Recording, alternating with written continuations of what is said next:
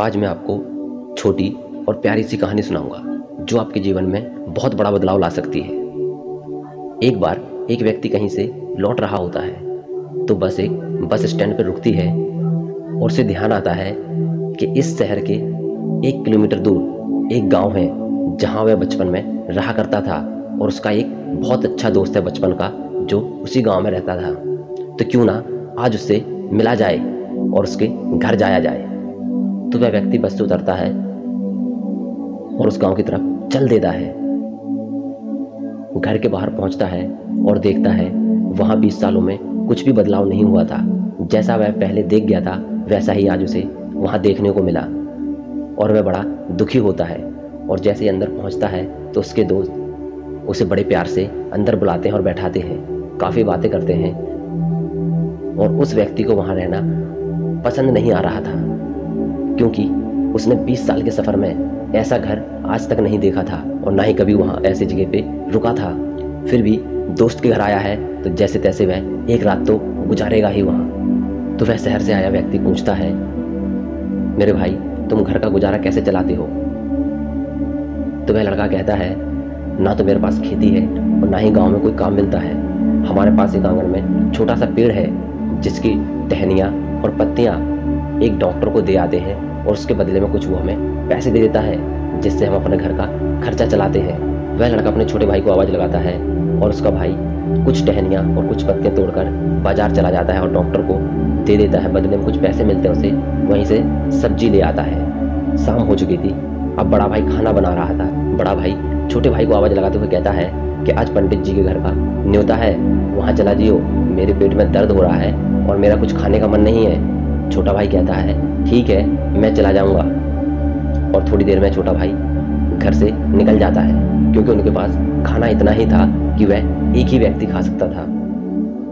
और अगर वह अपने दोस्त को कम खाना देते तो उसका दोस्त क्या सोचता, इसलिए एक को न्योते के बहाने बाहर भेज दिया और दूसरे ने पेट दर्द का बहाना बना लिया और सारा खाना उस दोस्त को खिला दिया। अब खाना वाना खा पी कर तीनों जने आराम से सो जाते हैं। रात को उस शहरी दोस्त की जब आँख खुलती है तो वह सोचता रहता है, ये लोग कैसे अपना गुजारा करते हैं, इस छोटे से पेड़ के ऊपर निर्भर हैं। मुझे तो कुछ समझ नहीं आता कि ये आगे चलकर क्या करेंगे, कैसे अपनी ज़िंदगी बिताएंगे।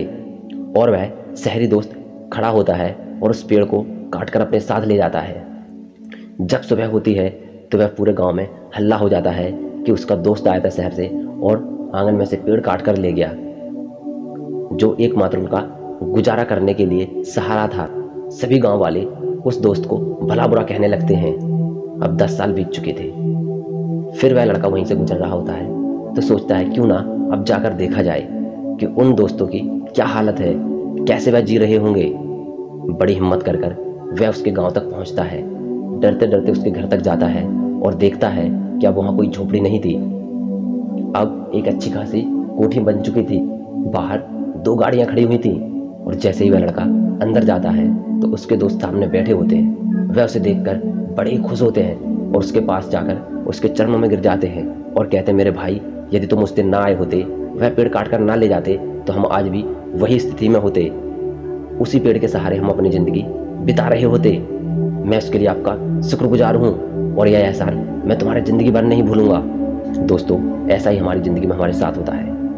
हम एक लिमिट तक सोचते हैं कि हे भगवान हमें इतना मिल जाए, हम इतने में खुश रह लेंगे, और जैसे तैसे वह सालों बाद हमें मिल भी जाता है तो हम उतने में ही सिमट कर रह जाते हैं। उससे ज़्यादा हम कभी सोच नहीं पाते और ना ही कभी मिल पाता है हमें, क्योंकि जितना आप सोचते हो उतना ही आपको मिल पाता है। इसलिए यदि आपके जीवन में भी ऐसा कोई पेड़ लगा है जो आपको आगे बढ़ने से रोक रहा है, जिसके भरोसे आप जिंदगी व्यतीत कर रहे हो, तो उसे आप उखाड़ फेंकें और जीवन में आगे बढ़े। दोस्तों, ऐसे ही और मोटिवेशनल वीडियोस के लिए चैनल को सब्सक्राइब जरूर करें।